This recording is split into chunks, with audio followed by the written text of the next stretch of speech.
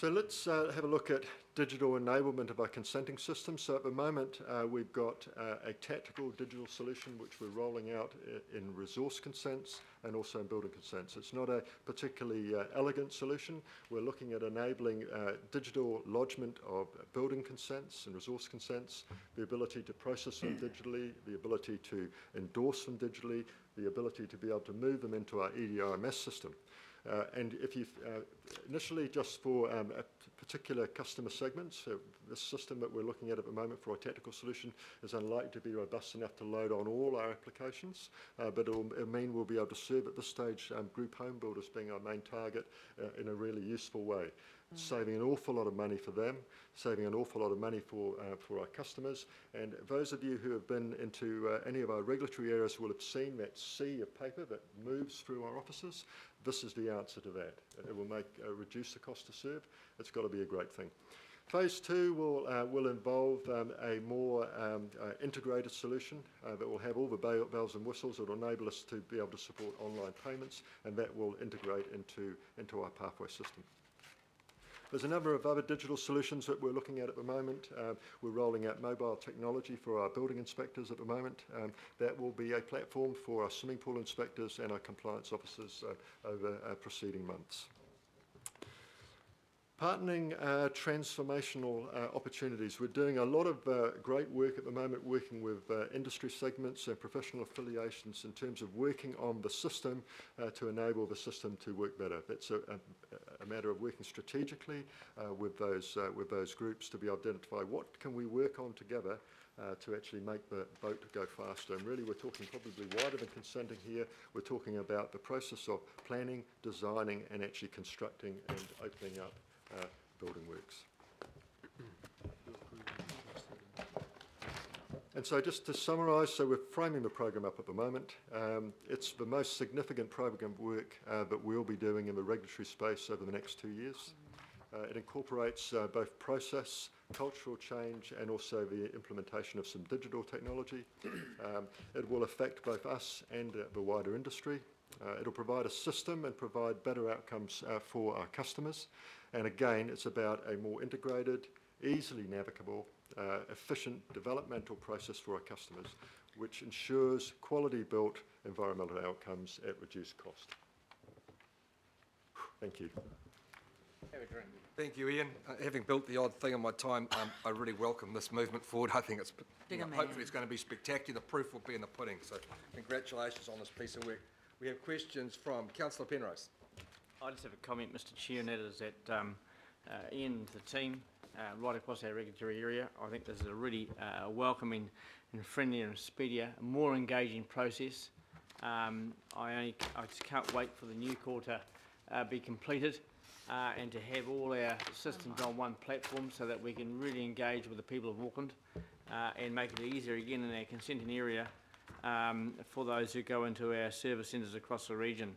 So again, Ian, to you and the team, awesome way forward. I think it's going to be delivering some really good outcomes into the future. Thank you. Thank you. Member Taipara. Kia ora, Chair. I think, as said earlier, smarter, better. I think devil's in the detail on this one. And I have to strongly urge you to go to the Independent Māori Statutory Board Secretariat because of the nature of the management of natural and physical resources and the stewardship, which is strongly related to our legislation. And I note in the report none of this has gone out to mana whenua or mātāwaka. I think that engagement needs to occur. These processes, although I guess are designed to be smarter, can also cause problems. So that's my feedback again, Mr Kimpton. Thank you. Thank you. Councillor Cooper. Timeline for delivery of this integrated digital service. How many years have we got to go? We're framing it up now. Dean's told me that most of the major deliverables have to be implemented this calendar year. And I'm responsible for it, so yeah, we'll have a well-defined pathway. That's and really we good. will be delivering it. I don't know if it'll address the lizard management plans and such like that I get many emails about, but you know, I guess I suppose the one issue is that yes, we have this, and hopefully it will work really well. And I guess that's the thing that is elected people. We get the calls, oh, this has been going on for a year and a half, and et cetera, et cetera, et cetera. This has happened, this has happened, this has happened.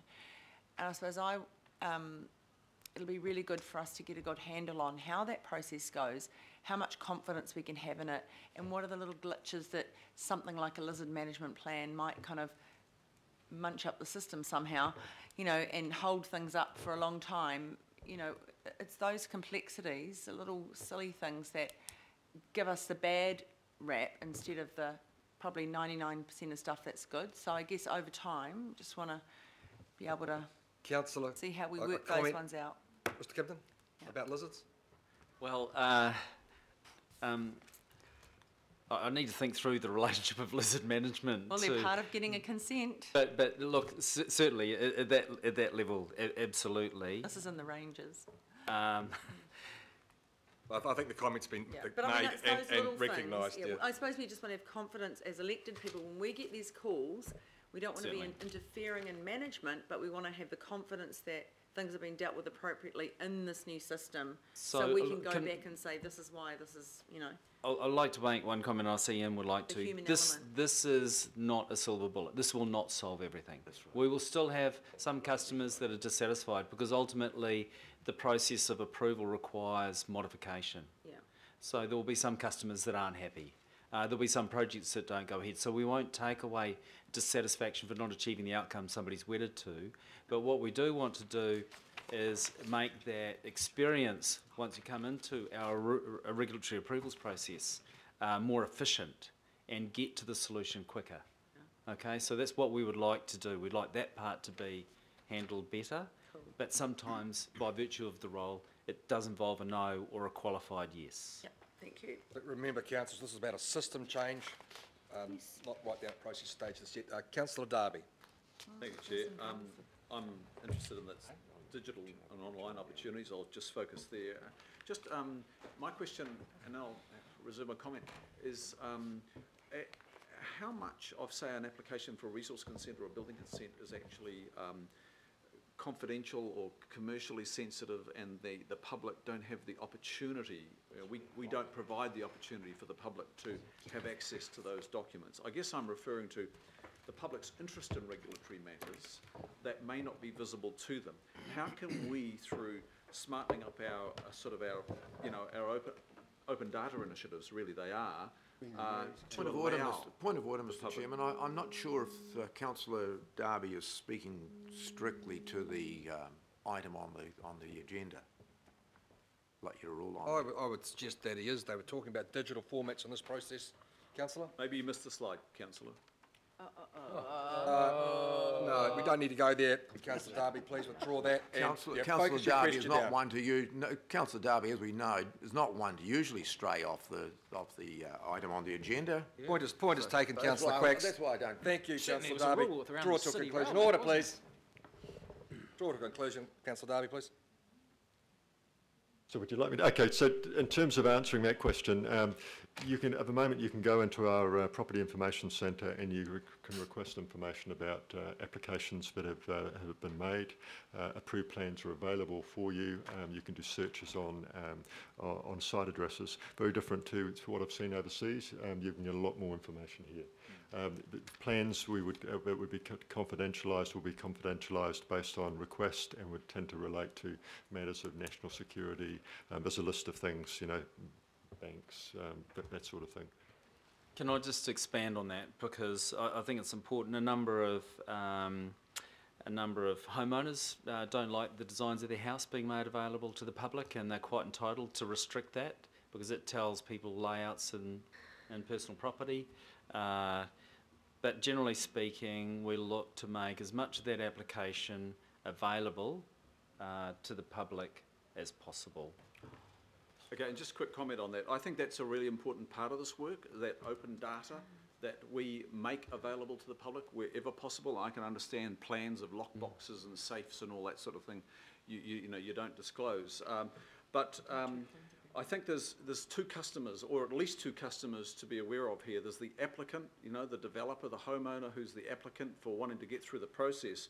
But there's also the neighbour, the citizen of Auckland who actually has an interest and should have the opportunity to easily access council's regulatory database. And I think it's difficult to access at the moment. The search engines are available, but I think we need to make it, structure it in such a way, or construct it in such a way that both customer sets can actually have access and see what's happening. And in that regard, search engines, when you scan a document and then you lodge that, often you cannot do a word search on a scanned document, for example. If an officer writes a report and he's referring to legislation or clauses in legislation, then embed that as a URL so that if you're looking at it electronically, you can, and if you're one of the customer sets, you can read the whole story. I think things like that we're a bit slow on, but I think we can really lift our game in this space so that when you go to into the data environment, you can read and read deeper if you need be by the embedded links. It's common. Media use it all the time. I think that's how we should be operating as well. Thank you, Councillor. Councillor Casey? I'd just like to start by saying that I am not a happy worker and that the working conditions imposed upon this group of people today are not healthy. No, I'm not looking at you, Dean. You're not in charge of this. Through the chair. Fair enough. In any other job in the country, people would be walking off shift. You cannot ask people to sit for 4.5 hours with a 5-minute break. And there's all kinds of different... never mind. That's right. I hear your point, Councillor. And this mustn't happen again. It happens all too often, and it's not fair. It really isn't. And I'm going to ask my questions. The first one is just to follow up from David's point. In the beginning, you talked about being iwi friendly, but there was nothing you said or nothing you've written that relates to that at all. And I think you've just shoved that for touch out to the consultation process. I'd like to have seen something that you'd already thought about that might improve it. For example, your wavy line, iwi consultation's not even on there. Okay, so one of the initiatives that would be part of this this program of work would be restructuring our web information, getting feedback from different customer segments, identifying what's the most useful way of actually cutting out that data so it's easy for people to be able to find the information they want for their level of expertise, potentially for the type of development they're doing, and then if that information is not enough, beefing up our information help desks, so we've actually got our best people there to actually provide information, and provide information not just on their own functional area of expertise, but in the context of the customer's development process, because so often what currently happens at the moment is we have some absolutely excellent people answering customer calls, but they do not answer it in the context of the process that the customer's going through. And as a result, when the customer starts asking questions that are outside that functional expertise, all of a sudden they're unable to support the customer and they're putting them on to other people. So one of the things we'll be looking at doing is making sure that everybody has a really good understanding of what that customer's journey looks like and are actually able to provide advice in that context. So just as one example. It was a question about iwi. Councillor Casey, if I can just respond to that. We're very clear that we need, and I'm referring to the first slide here, why do we need to do this? We need to be customer, community, iwi and business friendly. Last bullet point, direct, and we picked up on this because we're not satisfied with how things travelled last week, and we need to learn from that, from local board and iwi input. So the last bullet point, the direction of the Auckland Development Committee on Thursday the 12th March to look at consenting processes, especially engagement with local boards and mana whenua, will be integrated into this work. That's our commitment. The second question was about minor infringements. I just wondered about what that means. It's on your 5th slide and it says you're going to fast track. Streamlining the resource consent process for minor infringements. Who's deciding what's minor? Sorry, Streamlining the resource consent process for minor infringements identified through the building consent process. My question is, who's defining what minor infringement is? It's minor infringement with respect to what's permitted. So it could be the way that you put a deck in, or it's that minor infringement to what's permitted. Oh, I see. It's light. Do you want to add to that? No, I think that Yeah, it's we're only talking about that minor consents or minor approvals. A less complex piece of work or something. Yeah, it's just, it's very, Height increase in your height to Order, building please. boundary. Order, Yeah. please. that sort of thing. So it's not trying to do it after the infringement has occurred, it's just saying there are minor requirements for or there's approval for minor works. How do we make that as simple as possible? What, like reclaiming the harbour, that kind of minor work? Well, you know that I'm not talking about that. I'm talking about I minor know, works. sorry, I'll take that Yeah, back. thank And you. my last question, it is a concern, and the concern is the partnering with professional bodies and all that great work is fine, as long as there's not community opposition to the project that's being worked upon. And I'm thinking here about the Three Kings Quarry, the local board and the community in one corner, council, the developers in the other. Just flagging that. Okay, thank So you. it doesn't work when there's controversy. Polarisation. Thank you for the I've input. moved it, Mr Chair, Yes. someone wants to Well, I've just got two more speakers, I'm sorry, Mr. Penrose, so we've got Member Tamahiri, Councillor Quakes has gone, and then Christine Features last. So Mr. Tamahiri, thank you.